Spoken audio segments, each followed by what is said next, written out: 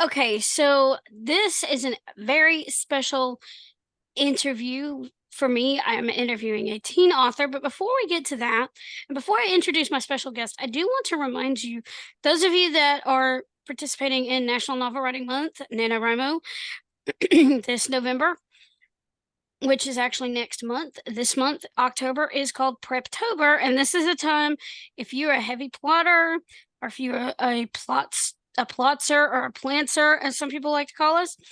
Now's your time to get prepared to get your novel going, even if you have just a few bare bones ideas for what you're going to write. This is a good time to brainstorm that because NaNoWriMo's coming up in about a month from now. So happy writing, and now on with our interview. So today on Inspirational Journeys, I want to welcome my special guest. And Shanti, I may mispronounce your name, Hershenson. Oh, that's perfect. Oh, wow. Okay. Shanti Hershenson, who is a teen author. She writes middle grade and young adult sci-fi fantasy. We're going to be talking about that. So, Shanti, why don't you introduce yourself to our listeners and our viewers? So yeah, hi, my name is Shanti Hershenson. I am currently 15 years old, but I turn 16 in a little under 2 weeks. Oh, wow. And I've been writing for probably about as long as I can remember now. It's always something I've just absolutely loved to do. However, once the pandemic hit and I was stuck at home and I had nothing to do, that was when I was around 12 years old. I actually started writing my first novel. And just from there, I never stopped writing. So, what was the aha moment, the epiphany that made you decide you wanted to be a writer? Oh, that's a really good question. When I was a little kid, I just always thought writers were super cool. It was always something I really wanted to do. I will note that it wasn't something I thought could be like my actual career, mainly because one, I thought writing a book was going to be extremely difficult and if not impossible. And two, I there were some other things I wanted to do at the time. So I'm not sure when it was that I actually decided like I have to do this. I do remember being in fourth grade, and that was where my writing just completely took a turn. I was creating a lot more stories, like basically a new story every day or every week, just with like a little pen and paper. And I remember thinking, hey, I should like publish this, and I didn't publish it. So I think definitely around when I was like 10 years old, I was like, that little like, oh, this is impossible turns into like, oh, I need to do this someday. But I thought it was something I was going to do when I was much older. I did not realize this was something I was going to do when I was still in middle school and now high school. Well, I will tell you, sometimes, and I'm a Christian, so I'm gonna put it out there like I see it, if you're okay with that. But sometimes God gives us these ideas and allows us to do things a lot earlier than we expect. So, did you take any writing classes? I don't think I took a writing class until my freshman year of high school. So that was last year. I'm a sophomore now. Of course, like you know, I spent a lot of time writing. I had like classes in school, but it wasn't really like, we didn't have a creative writing subject until I reached high school. So really, I didn't take a writing class. I thought about it, but I ended up just kind of jumping right into just writing books. Did you ever have you participated in any writing contests? I've participated in a few. I don't remember if I've won any. I think I've like some like school contests I've won.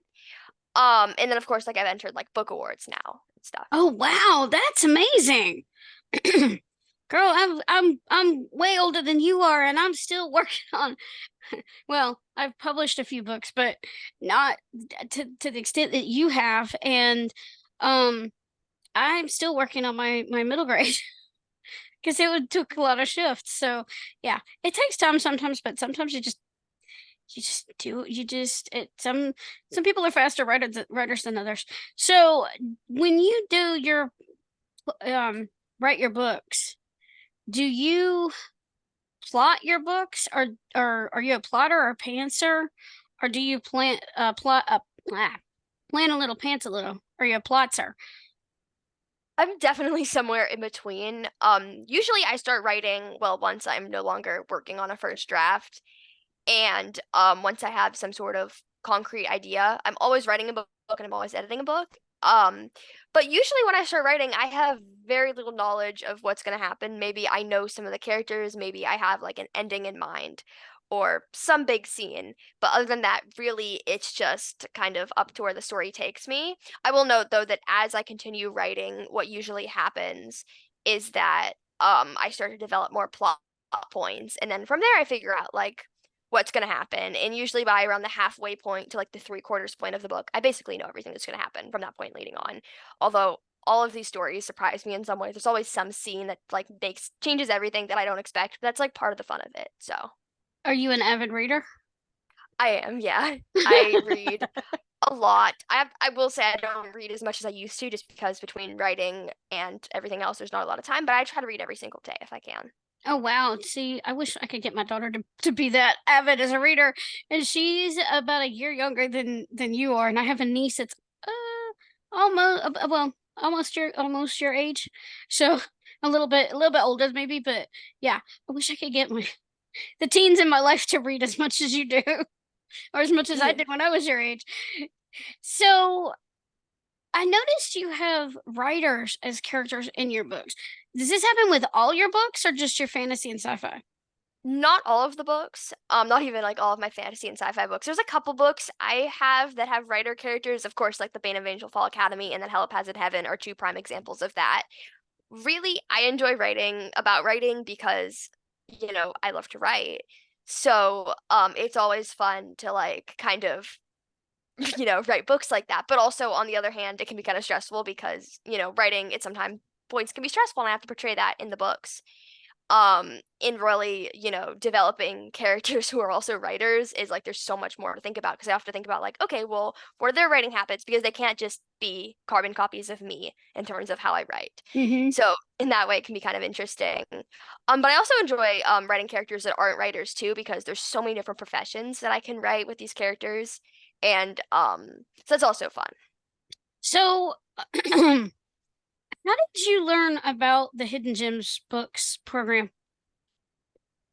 Ooh, I don't remember. It's been on my marketing spreadsheet for months now. I think from an article, I was looking up lists of like ways to distribute ARCs, and that was one of them that came up. With this book release, I am really like experimenting with an ARC program and really doing multiple different services to try and distribute these books to people. And this is one of the ways I've done it. Oh, And there's also I use book sirens, and then I collect my own mailing list just for my social medias, which I'm a is usually what does subscriber. the best.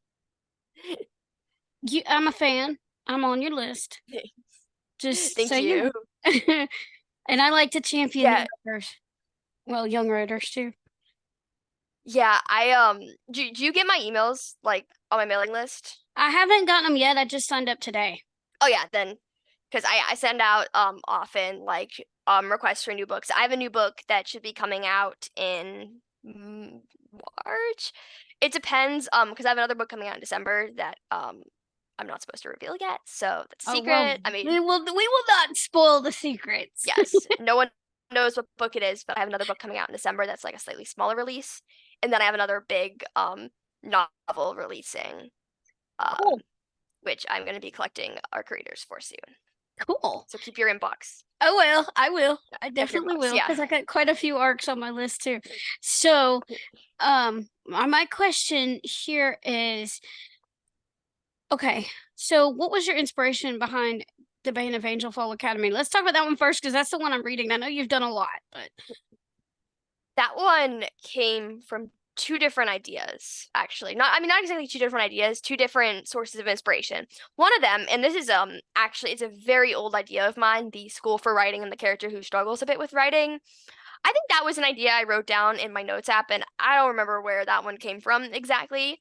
But I remember writing it down probably around the time I was actually writing my first novel, because if I look, it's definitely from when I was in like 6th grade or 7th grade. And it just sat there in my notes app for a really long time, as do so many of my ideas. And then when I was in around 8th grade, right before I started writing the book, I had a dream, and in the dream, I was like running away from this monster, and I was in this like crazy looking boarding school with all of these cool features. And as soon as I woke up, I wrote down everything I could remember. And then those two ideas came together where I decided this weird boarding school with this monster was going to be Angel Fall Academy, and then the monster was going to be the character that the main character Devin created. And then as soon as that came together, I started writing, and I just absolutely fell in love with this idea.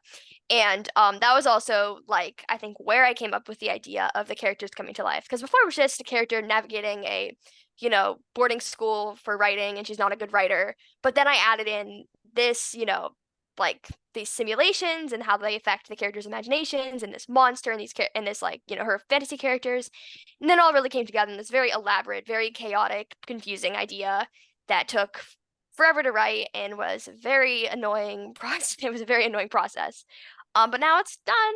It's edited. It's published, and I don't have to worry about it anymore. Right, but see, the funny thing I like is how the cool thing I like is how your character's character all jumps between realities, Yeah, jumps between worlds. I've never seen that in a book, and I thought that was so cool. it was so confusing, but it was so worth it to write. And I think that book especially really helped me develop my writing because I really learned so much more about like tying all these plots together and making sure everything's connected and making sense. So I have a question. Okay, so did you self-publish your books, or did you have a publisher do it for you? Yeah, I self-publish. I do all of my own promotion and marketing. However, I do think in maybe a year, maybe 2 years, I do want to start querying my books just because it's an interesting experience and I want to know what it's like to actually, Well, publish with a publisher rather than like doing all the work myself. okay, because let me know when you are ready for that, because I do have a friend who I'm going to give a shout out to Jen Lowry, Monarch Educational Services. You want to look them up because she is a small traditional publishing house. So keep her in mind as I'm gonna throw a plug for Monarch Educational Services, because I've read some really good books that come through there. Yeah, of course. Because, yeah, So I am always looking for, new opportunities to publish and new ways to publish too. right. So I do, and I will let her know that I've recommended you to at some point. So okay, so and I noticed one thing because I am totally blind, and that book, there's part of that book that really spoke to me because you said your character knew what the braille was on the outside of the hall of the on the outside of the doors in the hallway. How did she know that? I mean, and you said she lost her sight. How did you come up with that adding that little detail in there? Oh, I don't remember. That was so long ago. Really, I just look for new ways to sort of like, diversify my characters. When I saw that, I'm like, wow, that's amazing. Um, but okay. So have you noticed, and I'm asking this, I'm picking your brain here from a marketing It's research okay. standpoint, because I'm like I said, I'm doing a middle grade. Have you noticed that has it like when you put your middle grades on KU, do you seem to get more sales from that, or have you tried it publishing wide first?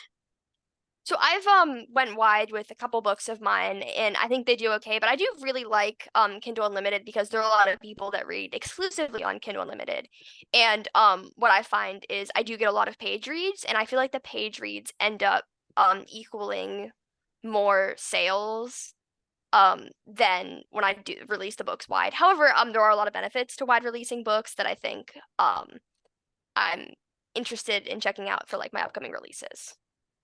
Yeah, I was because the reason I asked that is because I wanted because I'm seeing this, and I'm not saying I've read like tons of books on it, no, but there's a few children's book authors who self-publish, and middle grade and YA especially is where I've seen it a few times, where the authors will do KU. The self-published authors will do KU for those books, even though the paperback may be distributed wide, but KU is where they start. And I was just curious about that. Yeah, for me, I usually have the hardcovers wide and the ebooks exclusive. Typically what I find is there are a lot of people that just read ebooks on Kindle, but there are some benefits to releasing ebooks as opposed to paperbacks in other places. Because definitely the ebooks get more sales wide than the paperbacks do. Like it's a very disproportionate ratio because the majority of people that want to buy books online are just going to buy them on Amazon. Right. And I know that, with paper books, with paperbacks and hardcovers, you can put them in the indie bookstores and stuff like that. But I thought I'd ask you about that too, because I'm kind of, I'm not, I mean, I'm not ready to publish it. I've still got some work to do on mine, but I'm thinking about maybe not keeping it on KU indefinitely, but at least testing the waters. Yeah, I think it's something that's like worth a shot. There are some like pros and cons to it, but overall, I think it's like, authors should try it and see if it works for them in their marketing. Yeah. Okay. Cool. So anybody who's publishing a children's book, and if you've seen it yourself, um, we recommend trying KU and see, you don't have to do it forever, but test the waters to see, where it gets you. So, Yeah.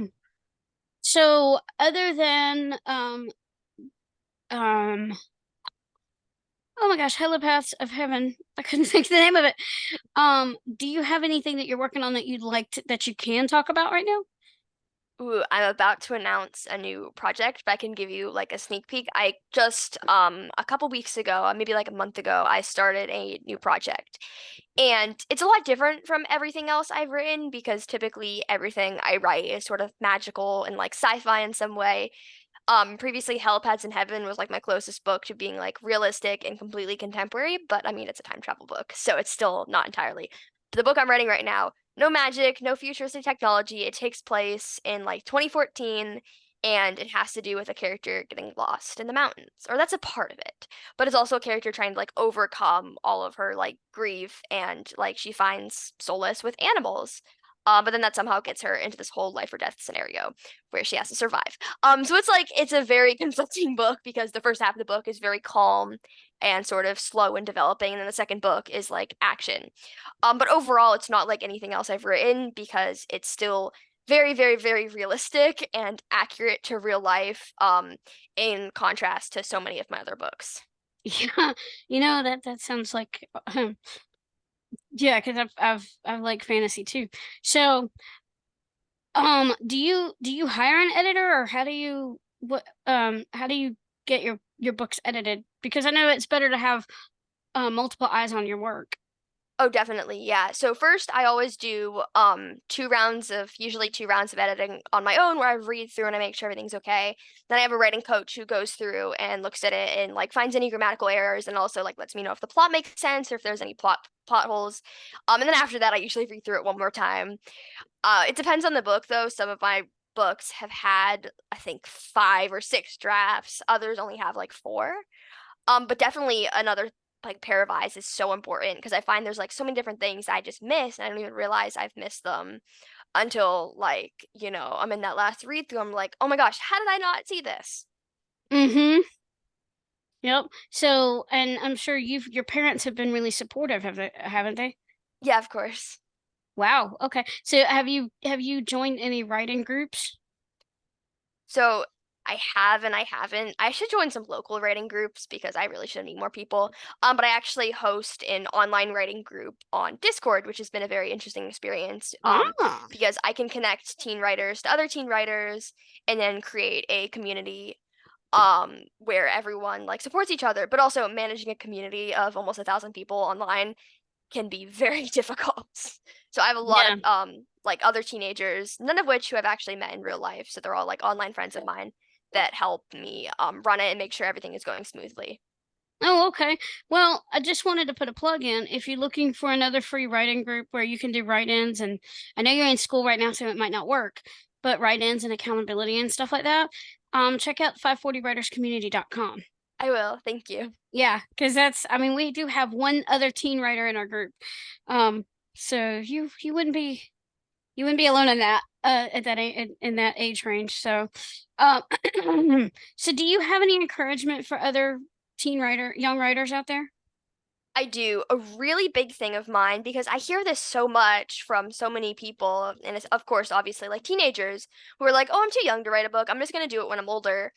But what I find is that's not the case, and you're really never too young, or on the other hand, too old to write a book. And this goes for adults too, because I know there are a lot of adults that see me and then they feel discouraged because maybe they haven't like yet written a lot of books. Maybe they haven't even written one book, and they see me and they're like, "Oh, I can't do this. This kid's already, doing it." But the fact is, really, the only way to get better and to actually complete that first book is just to write. And that kind of brings me to my second thing, write every single day. And I recommend writing the same amount every single day. That's what I do. I say, this is like the same thing I say every single time someone asks me, is the biggest thing for my writing productivity has been to write the same amount every single day. I have been writing around 1,000 words, sometimes more if it's over the summer, never less, since I was 12 years old. And I'm almost 16 now, which means really for nearly like 4 years, I've just been writing nonstop every day. And Wow. now, like, I can't go a day without writing. This is something that's a part of my routine, like brushing my teeth or taking a shower. Wow. Okay. So, and I want to give you some encouragement. Keep writing and keep encouraging others to write because your story matters. Stories matter so much, even if it is through fiction. And I'm learning that myself as a writer. But stories matter, and you have a message to share with the world, and you do it in a way that where your books are clean. And I have seen some I've heard of and seen some not so clean work out there. And when you can keep it, you keep your books clean yet imaginative and meet the other kids right where they are. That's what I champion you for that. I'm cheering you on for that because that is such a great opportunity to share, your stories with the world and maybe reach other kids who don't write and inspire them. Yeah, it's always really important to me that my books, especially like the ones that are for, middle grade and young adults are like fairly clean, especially when the characters are younger. Like I don't have any books that are like I have some books of course that have like the fantasy violence in them and like some like very very very minor like language in the books where the characters are like adults, but those are not the books that are to be read by younger kids. So, Exactly. especially I think the Bane of Angel Fall Academy is a very good example of that because it has a lot of action, it has some violence, but not like anything horrible, just like some, intense moments. Oh yeah. And it's like I feel like it could be read by people who are younger, maybe like 10 years old, but I think it can also be enjoyed by people who are older, like adults, and I very much enjoyed writing it, and I think I would enjoy it now. And I'm having a hard time putting it down. Oh, I'm glad. Okay. So if anybody wants to connect with you, where can they find you online? So you can find me in an abundance of places. One of which, of course, is my website. It's shantihershenson.com. That's ShantiHershenson.com. I have links to all of my books. I have most of my interviews posted, though I'm behind on a fair amount because I have to remodel the press page. Also, just giving me a Google, you can find like most of my stuff, interviews, everything like that. Also, you can find me on Instagram, which is at Shanti Hershenson, and TikTok, where right now from October 1st to October 15th, I am literally posting every single day. So, um, just look me up, see what you can find, and really, I pop up in very strange places. Like all of my books are available on Amazon, but I also found them on the Walmart website at one point. So it's just you'll find me. Question about TikTok. How has TikTok helped you with, marketing your book and all of that, or is that what you use it primarily for? Yeah, I always like my main use of TikTok, other than to watch TikToks, like I watch a lot of TikTok in my free time, but also I use it to market my books. And this is something I started doing when I was in around seventh grade. And although it's not the only thing I do, it's been extremely helpful because I get to reach an audience that's primarily teenagers. And there's also a lot of young writers on TikTok who are seeking inspiration. And I think the algorithm is very great for that. And I really like the way TikTok reaches people, particularly my exact target audience. And really it's like it's an additional thing that I do that really helps me build a platform and keep that platform online. Because someone can buy one of my books, but it doesn't mean they're going to be notified when I release another. But with social medias like TikTok and Instagram, when they follow me, then they're going to know I'm releasing another book. So they enjoy one book and they read another, but otherwise they might not necessarily know. Well, people can follow you on Amazon too. Oh yeah, that's true. Yeah, I mean, I did.